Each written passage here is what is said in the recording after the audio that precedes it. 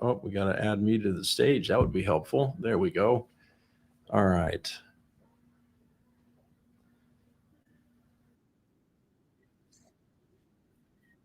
We don't want to listen to me back. All right. Kim, what's going on? It's like everyone is doing yard work today. Yes, they just might be. It is very nice outside. That is for sure. That is for sure. It is very, very nice outside, but that's okay. Got a lot of activity. Jay, what's going on? Thanks for stopping by. What's a good Mercedes in your opinion? Well, I like all of them. That's a tough question. It depends on what you define as good. What are you looking to accomplish? And maybe I can answer that question a little bit better. Let me see here. Let's just do something fun today.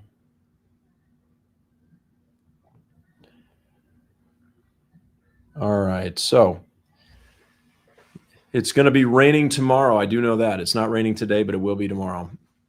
10K down, 744 credit score. Can I get something in the 500 monthly range on lease? Yeah. Oh, absolutely, Biggs. Absolutely. With 10K down, a credit score like that, you've got several options that would be in that range. Al, love your content. Very cool. Al, I appreciate that. Very kind of you to say. Thank you for the kind words.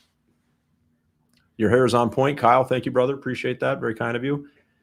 Thinking about trading in my 2013 C63. Ooh, Carlos, that is a hot car. I'd love to have that. That is 2013. In fact, we just appraised one a couple days ago. And tell you what, man, that engine back then, that 6.2 liter V8, ooh, hot.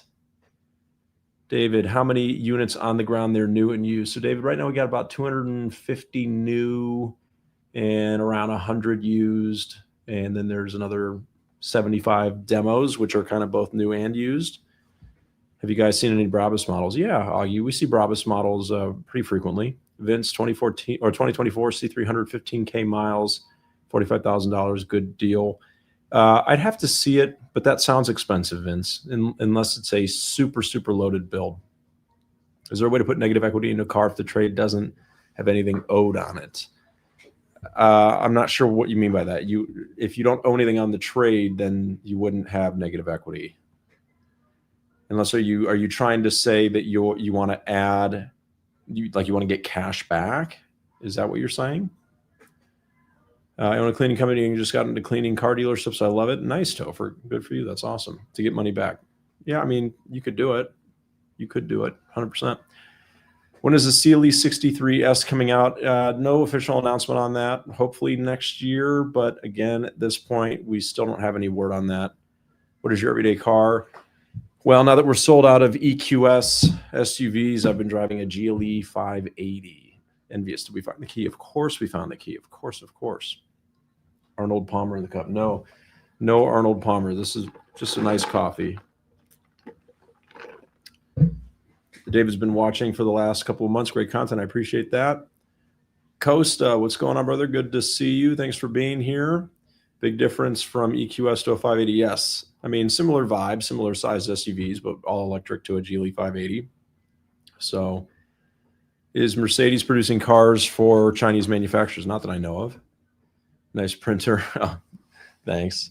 You don't have to look at the printer. Do you by chance know if you can? No, I don't. Any current lease deals on C300s? Yes. Fantastic lease deals on C300s right now. Librand, I have a GLE 450E, incentives for the 2026 minus the 2025.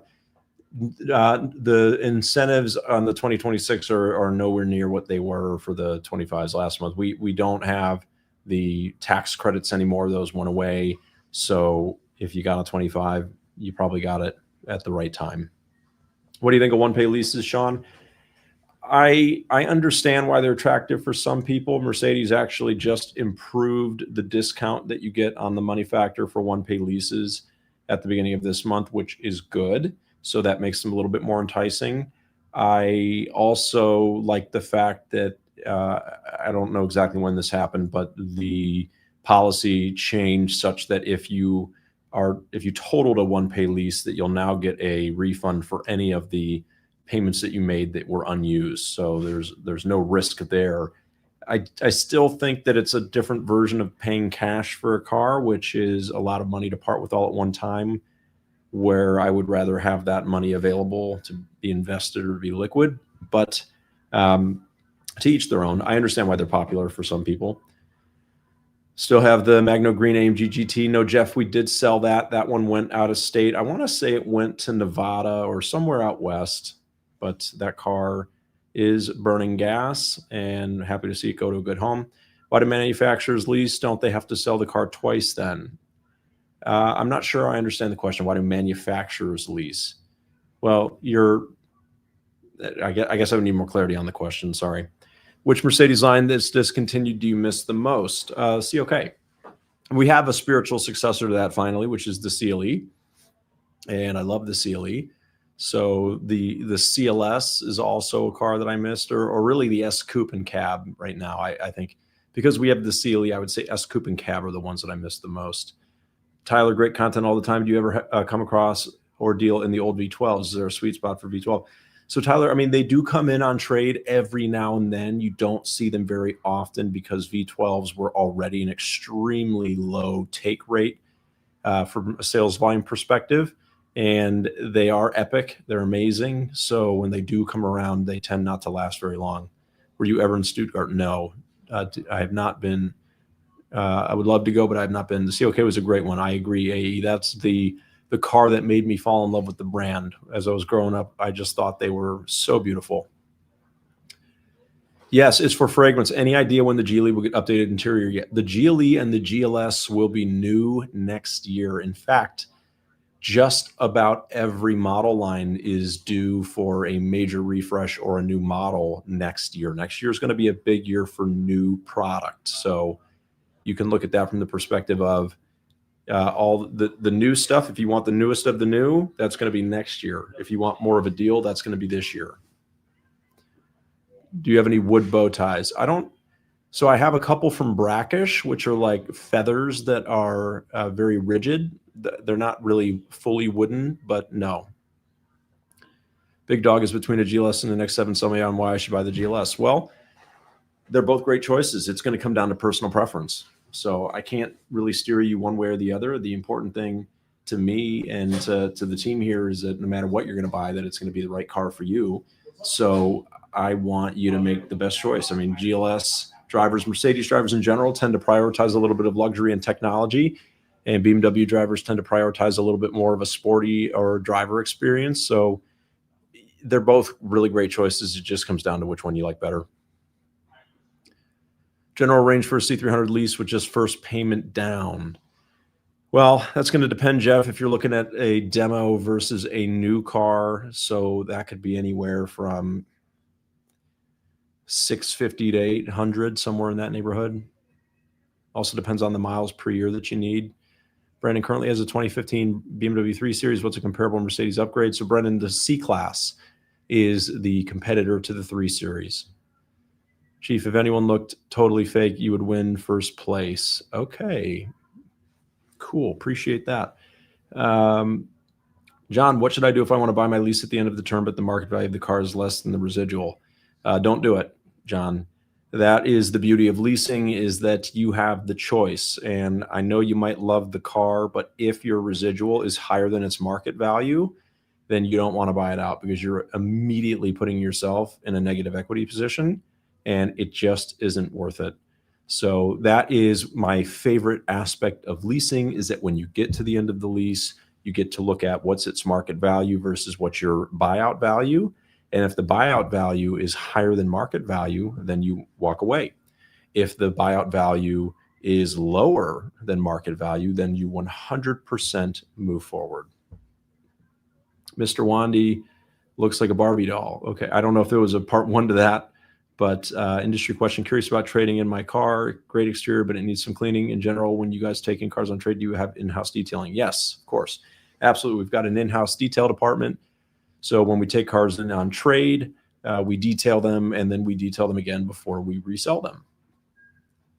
So could I lease with a 650 credit score? It most likely. It just depends on what makes your credit a 650. Yadij, who are we talking about? I am not in finance. I'm not in finance. I'm the general sales manager. Let's see. Thank you for everyone who's here, by the way. If you could tap the screen, hit the like button, or hit the thumbs up button over on YouTube and Facebook and all that good stuff. I appreciate that very much. That helps to send this out to more people. And thank you. I appreciate it. Manage return on second or third pencil for default process. David, we actually are best price upfront store. So at the beginning of every month and as the month goes on and as needed, I am pricing every new car to the market and considering day supply, how many we've got in stock, what the market conditions are on those cars. So we give you a discounted price right up front. And that's the price, right? So if you've got fleet incentives that you qualify for, of course, we'll adjust for that. But we, at least for the last year now, we don't negotiate anymore. So our mission is to make buying a car as easy and enjoyable as possible. And very few people actually want to negotiate. Most people despise it and they hate it. So we've removed that.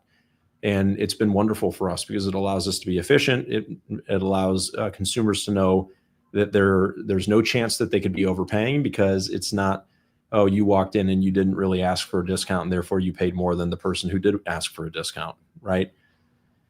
Yes, David, tons of remote deals. Maybe 40 to 50% of our business is remote and out of state. So we've always been a high volume dealer and we've always done a lot of business out of our area, but especially now with the social media presence, it's brought people from all over the country here. Do you ever price cars below MSRP? Oh, absolutely, ML. Absolutely. We price cars to the market. So unless you're talking about a G-Wagon, you can expect a discount, right? Every car is different, some more than others, but yes, every car is priced aggressively right up front. Let's see. Can I work as a car seller in your dealership? Yeah. We are hiring if you want to sell cars. It's crazy. You can get pre-owned GTR below 60K now. How far on? Yeah. Pre-owned GTRs are a fantastic value for sure. AMG GTR or GTS, both used. GTRs worth the extra money. Yeah. Oh, for sure. The GTR is a fantastic upgrade. GTS is amazing as well, but if you can get your hands on a GTR, then I would definitely recommend. Can you write off a G-Wagon? Check with your accountant, but yes, it is over 6,000 pounds, so it would qualify for Section 129. Curious about leasing from your videos. Is there a type of buyer that you think is best suited for a lease and a type who should maybe avoid leasing? Yeah, so it's really simple. My recommendation is if you keep cars for 2, 3, 4 years, then leasing is going to be a great option for you. If you keep cars for 6 months to a year or 6 years or longer, then you should be buying cars. So there are some people out there that we affectionately refer to as transaction junkies, and they are in and out of cars every 6 to 12 months, and leasing would not make sense for them. Or people who buy their cars and they keep them for a very long time. Wouldn't make sense to lease that either, because leasing, really just think of it as an alternative way of financing. Gigi, any discounts for nurses when leasing?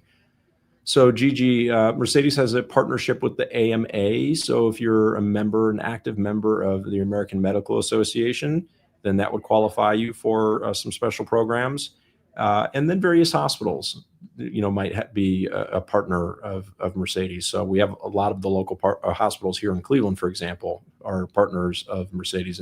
And so any doctors, nurses, any employees of those hospitals would qualify. Mercedes is no better than Kia. Henry, I'm sorry you feel that way. I work for Marathon, so we have fleet. Yes, Josh, I believe that Marathon is on the fleet list. Yes.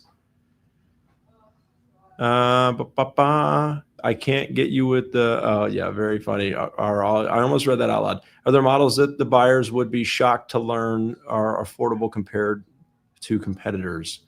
Yeah, I mean, most models, honestly. I think that one of the things that I've noticed over recent years is that especially the domestic and the import brands have been able to raise prices very aggressively and get away with it in the sense that, like, okay, so like a Ford or a Chevy, like a pickup truck, for example. Pickup trucks have gotten wildly expensive, and they can get away with it a little bit because they'll either do deep discounting or they will they just have the association of, oh, it's an American or it's a domestic.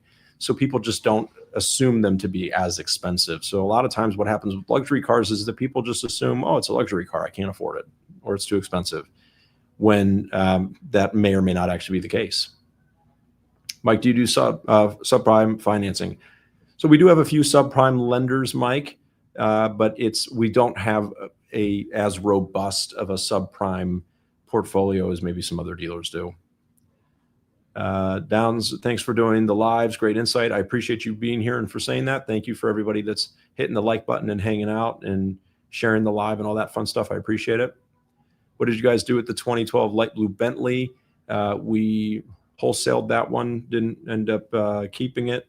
Anything new and exciting Mercedes is doing as a brand that people might not know about or be surprised to hear? Well, we've got a minivan coming, 2 minivans actually. I'm extremely excited about that. I've been pining for a minivan for as long as I've been with the brand, because I do believe that Americans would buy it if they had the choice for a true luxury minivan. So the VLE and the VLS, those are coming probably next year. I'm extremely pumped for those. And a lot of new cars coming next year. There's going to be a ton of new product that's coming over the next couple of years, either complete redesigns, major refreshes, or entirely new models. So right now, Mercedes-Benz, very exciting time with tons and tons of new stuff coming. Does Mercedes have a non-plug-in hybrid SUV? Oh yeah, all of our SUVs are available as non-plug-in hybrid. Oh, I'm sorry, we don't have traditional hybrids, if that's what you're asking about. Do you like BMW? Yeah, BMW is a great brand, of course, absolutely. Wish they would do a Mercedes pickup truck. Yes, I think that the luxury pickup truck market, I think that because Lincoln tried that years ago and it didn't really go anywhere, I don't think that, I think that pickup trucks are that one thing that Americans really just kind of identify with certain brands. And so, yes, I think that there would be demand for it, but they don't believe that there would be enough to sustain making it. And it's hard to say, but I do agree that when you're going up against a Ford or a GMC or a Chevy or a Ram, they dominate that market such that it would really be hard to crack into it. Henry Hottie is not a fan of Mercedes. He's got a lot of very negative things to say in here, but I do appreciate you being here and watching the stream, my friend. Joey, how could someone get into car salesmanship? Joey, you know, the beauty of car sales is that it's pretty low barriers to entry. I mean, if you can find a dealership that you like and you've got personality and you're willing to, you know, talk to people and pick up the phone and make phone calls, then a lot of dealerships will give you a shot. Ruben, thank you for sharing. I appreciate it. How much? Let's see. Just went to an X5. It was a bit more fun to drive. There you go. Okay. And that's all right. We've all got our personal preferences. Rick, what's going on? Just traded my GLS 450 for a minivan. Yeah. See, there you go. Right. I'm very excited for the minivan life that's coming. So my understanding is that, and we still don't really have an official unveils on this, just a lot of information that's coming out, but the VLE will be kind of the mainstream model. And I expect that will be like the true passenger minivan. And then the VLS is going to probably be a much higher end, like sort of Maybach type situation, might be like either a 2-seater or a 4-seater in the back with, you know, kind of seats that face each other and tables and all that fun stuff. So I think you'll have sort of the livery versions, or the ones to be driven around in, and then like the family version, but very excited about that. All right. See you at 6:45. Yep. We'll see you later. All right. Yeah, but Geis and I okay. We'll leave Honda off for now because he's out of the country. All right. Why are so many entry-level Mercedes on dealer lots white? That is because white is the most popular color for a car. It is the most popular and holds its value best. So dealers tend to stock what they know will sell most easily. Checked out a C300 yesterday. I was super impressed. Coming from a Model 3, probably will lease. That's awesome, Jeff. Yep, that is the way to go. Leasing is, you know, again, like I said, unless you keep your cars for 6+ years, I would recommend leasing 100%. Stephanie says, can't confirm white is my favorite car color. There you go. How does someone in your seat view a handy owner who does their A and B service in their driveway with mobile and OE filters?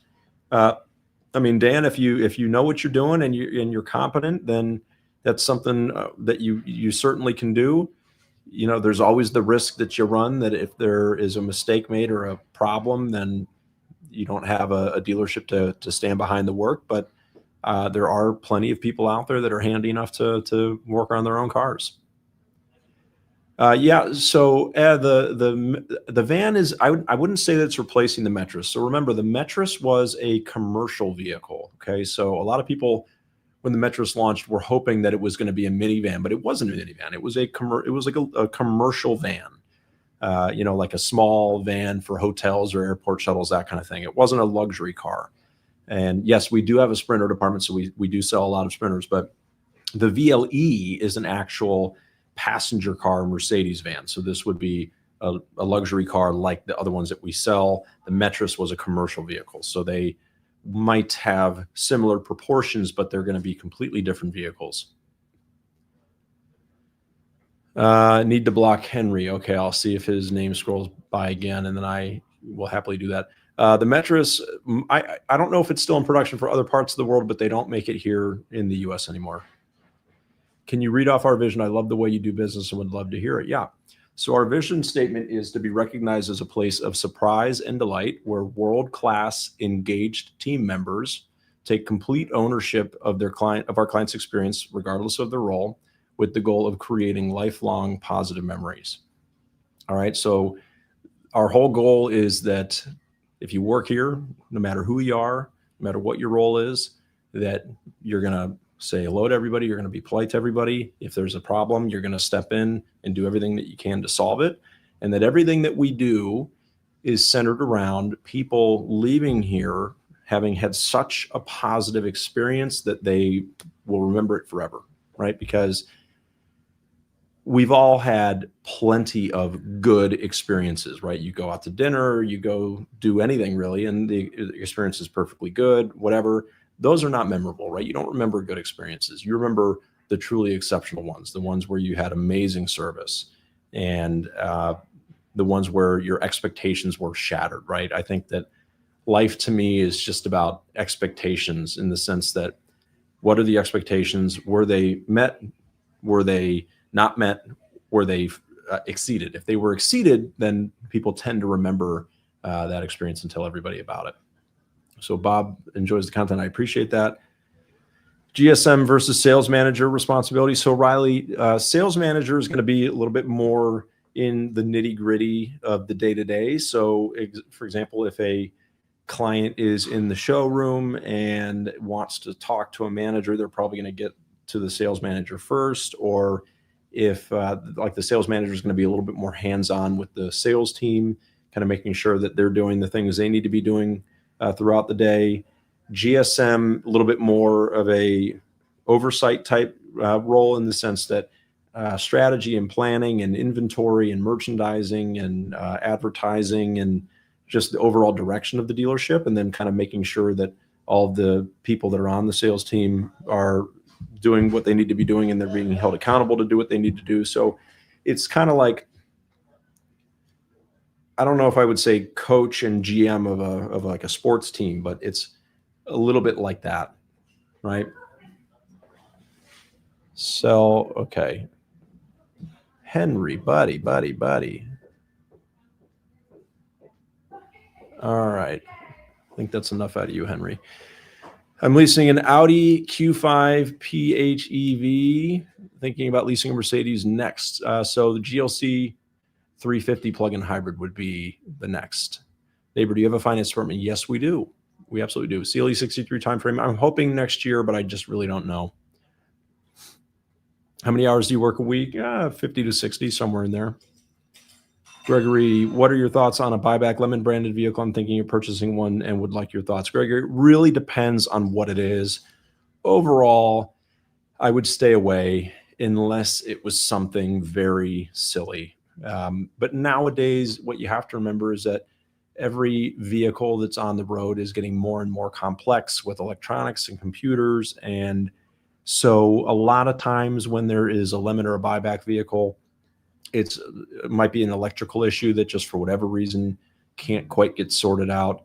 And those tend not to really go away. You know what I mean? So I just would, it's worth paying more to just get a vehicle that wasn't a buyback. Do you own anything other than a Mercedes? Are you talking about me specifically or here at the dealership? Let's see. Mr. Vince Bowtie's just got a perfect 2020 G63. Do they hold their value even 5 years? Absolutely. G63s hold their value better than just about anything. I do have an older 911. I have an older 911 that I've owned for many, many years. So it's a 993. I got it right before the market went crazy on those.